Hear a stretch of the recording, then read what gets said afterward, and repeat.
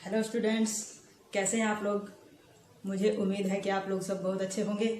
घर पे रहो, घर पे पढ़ो में आपका स्वागत है, जहां हम आपको म्यूजिक की क्लासेस ऑनलाइन ही कराएंगे।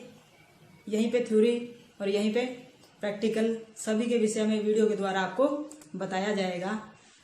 आज का हमारा जो टॉपिक है वह संगीत का सबसे पहला टॉपिक है कि संगीत किसे कहते हैं, संगीत क्या है।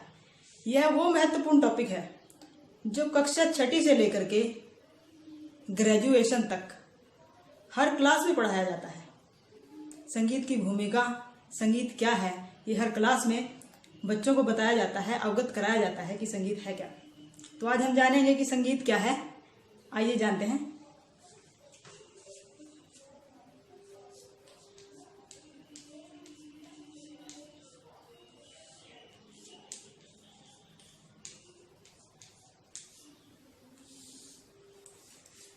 आमतौर पर लोग समझते हैं कि गाना गाने को संगीत कहते हैं, यानी कोई गायन कर रहा है, गीत गा रहा है, उसी को लोग संगीत समझते हैं। परंतु ऐसा नहीं है। संगीत गाना गाने का ही केवल नाम नहीं है। संगीत मुख्य रूप से 3 कलाओं से बना है। नंबर 1 गायन, नंबर 2 वादन, नंबर 3 नृत्य। गायन जिसको कि गाना कहते हैं, और वादन जिसमें कोई इंस्ट्रूमेंट हम लोग बजाते हैं, और नृत्य जिसमें हम लोग डांस कर सकते हैं, अपने शरीर के हाव भाव द्वारा हम कुछ प्रदर्शित करते हैं, अपनी भावनाओं का प्रदर्शन करते हैं, उसको नृत्य कहते हैं। तो ये 3 महत्वपूर्ण कलाएं संगीत की जो है रीढ़ है। वो किस प्रकार है, देखिए। जैसे गायन है, वादन यानी कि इंस्ट्रूमेंटल, और नृत्य।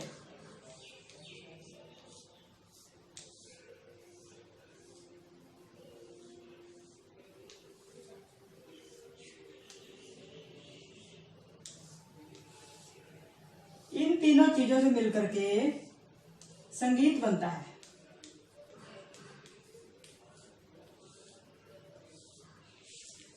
यूं तो गायन, वादन और नृत्य तीनों ही कलाएं अपने आप में पूर्ण कलाएं हैं, अपने आप में सबका स्वतंत्र अस्तित्व है। लेकिन फिर भी जब ये तीनों कलाएं मिल जाती हैं, तीनों कलाएं आपस में सम्मिलित हो जाती हैं, तब वास्तविक रूप से संगीत उत्पन्न होता है।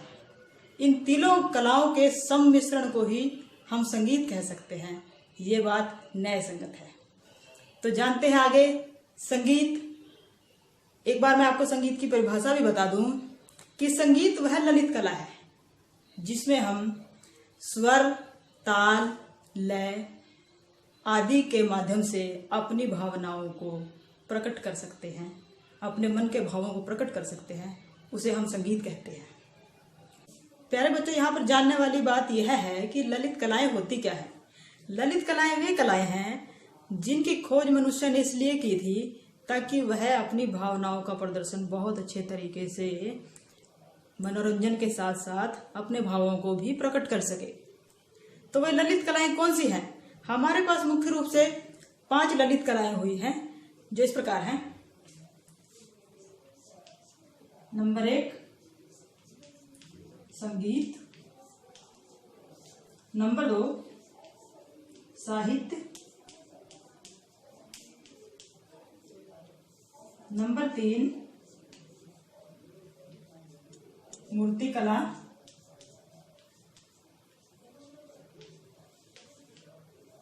नंबर 4 चित्रकला,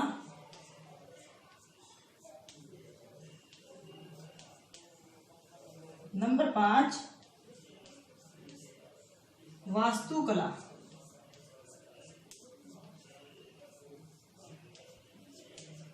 या भवन निर्माण। तो ये कुल 5 ललित कलाएं हमारे पास हुई हैं। इनमें से संगीत को हम सर्वश्रेष्ठ मानते हैं। संगीत को सर्वश्रेष्ठ मानने का कारण यह नहीं है कि हम संगीत से जुड़े हुए लोग हैं तो इसलिए संगीत को ही हम श्रेष्ठ मानने लग जाएं। नहीं, बल्कि संगीत को श्रेष्ठ मानने का मुख्य कारण यह है क्योंकि ये जो सभी ललित कलाएं हैं इनको 1, 2, 3, 4, 5 नंबर पे हमने इसीलिए रखा है कि जिस कला के अंदर सबसे कम साधनों का प्रयोग हो, उसे पहले नंबर पर रखना सुनिश्चित किया जाए। तो संगीत को पहले नंबर पर रखने का भी यही कारण है, क्योंकि इसमें सबसे कम साधन यूज होते हैं। कोई अकेला व्यक्ति गा रहा है बैठकर, अकेला व्यक्ति अपनी भावनाओं का प्रदर्शन कर रहा है संगीत के माध्यम से, उसे किसी साधन की आवश्यकता नहीं है, वह अकेला ही काफी है। हाँ, अगर साधन हो तो बहुत अच्छी बात है, लेकिन अगर नहीं है तो उनकी कमी में वह अपने भावों को प्रकट ना कर पाए, ऐसा नहीं है। तो इसी कारण से हम इनको पहले नंबर पर रखते हैं संगीत को। दूसरे नंबर पर साहित्य। साधनों के मामले में दूसरे नंबर पर साहित्य आता है। केवल कागज और पेन के द्वारा ही हम अपनी भावनाओं को प्रकट कर सकते हैं। एक साहित्यकार, कोई कवि कागज कलम से अपनी भावनाओं को जनमानस तक पहुंचाता है। वो कहानियां लिखे, कविताएं लिखे, नॉवेल लिखे, कुछ भी लिखे, तो वह अपने लेख के माध्यम से, अपनी कलम के माध्यम से, कागज कलम के माध्यम से वह दुनिया तक अपने भावनाओं को पहुंचाता है। तो इसलिए साहित्य दूसरे नंबर पे रखा। तीसरे नंबर पर साधन जो यूज होते हैं वो मूर्तिकला में होते हैं। उसी प्रकार से चित्रकला में और अधिक साधनों की जरूरत पड़ती है। और वास्तुकला जो कि भवन निर्माण होती है, उसके अंदर तो दुनिया के सबसे ज्यादा साधनों का प्रयोग किया जाता है। इसीलिए हमने इन ललित कलाओं में से संगीत को सबसे सर्वश्रेष्ठ माना है।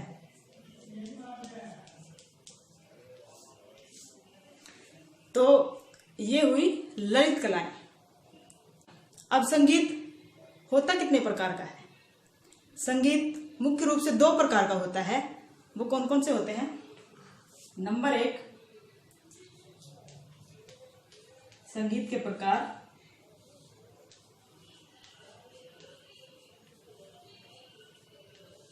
नंबर 1, शास्त्रीय संगीत।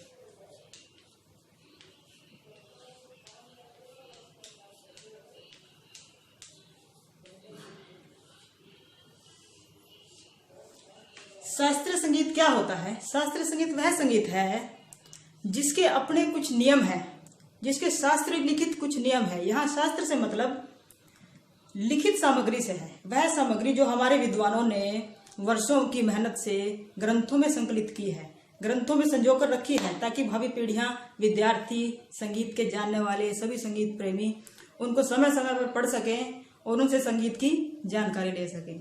तो वह संगीत जो शास्त्रों पर आधारित है, यानी ग्रंथों में लिखे नियमों पर आधारित रहता है, वह अपने नियमों से बाहर नहीं जाता। उसमें कड़े नियमों का पालन करना, जो भी नियम होते हैं उनका पालन करना अत्यंत आवश्यक होता है, उसको हम शास्त्रीय संगीत कहते हैं।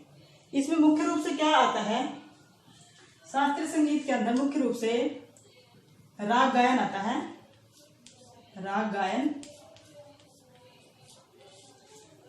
जिसकी अपनी शैलियां होती हैं, जैसे कि ध्रुपद,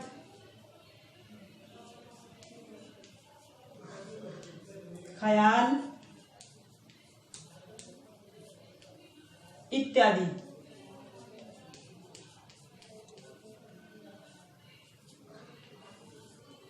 ये शास्त्रीय संगीत की शैलियां हैं। अब संगीत के दूसरे प्रकार पे हम आते हैं, भाव संगीत।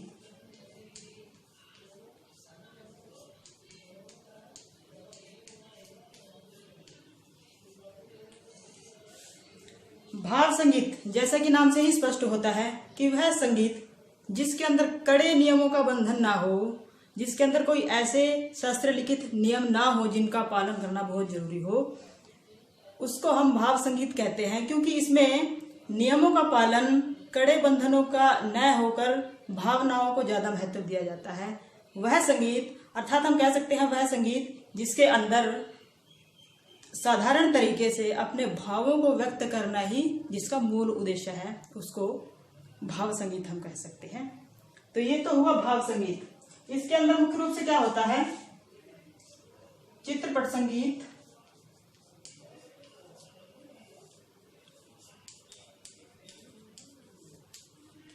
बहुत लोग नहीं जानते होंगे चित्रपट संगीत क्या होता है।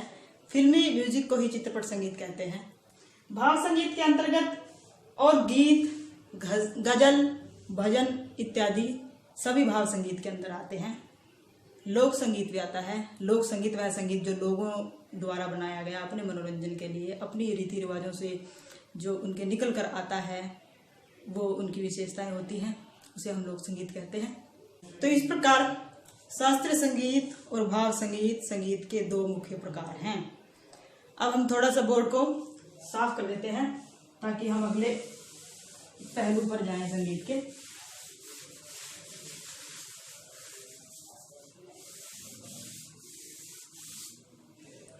अब आता है संगीत के पक्ष।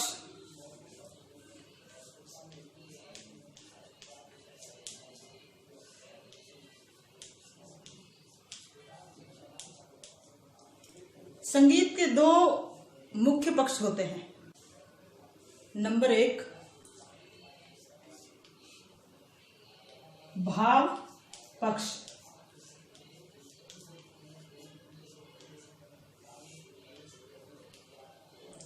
भाव पक्ष वह पक्ष है जिस प्रकार हमने भाव संगीत के बारे में बताया है, जिसके अंदर कलाकार बहुत ज्यादा कला का प्रदर्शन न करते हुए साधारण भाषा में, साधारण रूप में अपने भावों का प्रदर्शन करता है, अपनी भावनाओं को व्यक्त करता है, उसे हम संगीत का भाव पक्ष कहते हैं।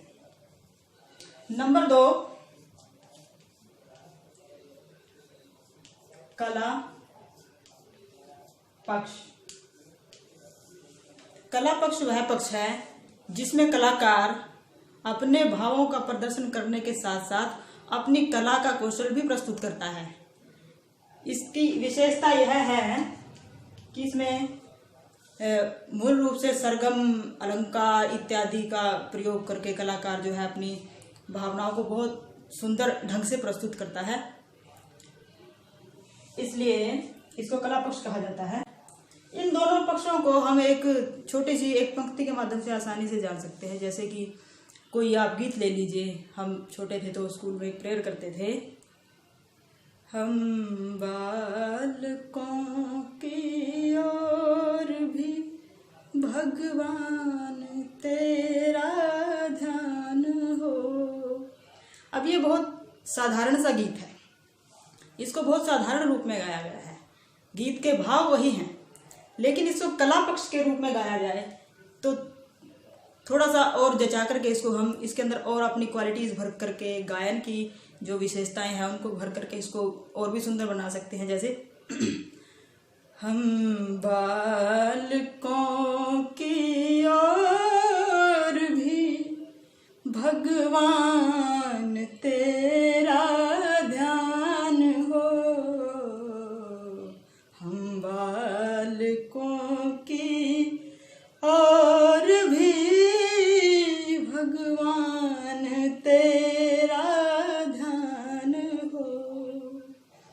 तो ये उससे पहले वाले से हटके है। पहले वाला उदाहरण जो है वो भाव संगीत का था, ये कला पक्ष का उदाहरण है। इससे भी अधिक कला का जो है प्रदर्शन इसके अंदर हो सकता है, वह कलाकार की क्षमता पर भी निर्भर करता है। तो ये तो हुए दो पक्ष। तो प्यारे बच्चों, मुझे लगता है कि आपको समझ में आया होगा। ये हमारा जो संगीत का चैप्टर था वो यहीं पर ख़त्म होता है। हम आगे भी, चाहे वो थ्योरी हो या प्रैक्टिकल हो, जो भी पक्ष हो, हम उसको इसी प्रकार से आपके समक्ष रखते रहेंगे जिससे कि आपका सिलेबस कवर हो सके। फिर चाहे वो विद्यार्थी हो या संगीत को पसंद करने वाले दूसरे लोग हों, हम सभी को ध्यान में रखते हुए वीडियो बनाएंगे।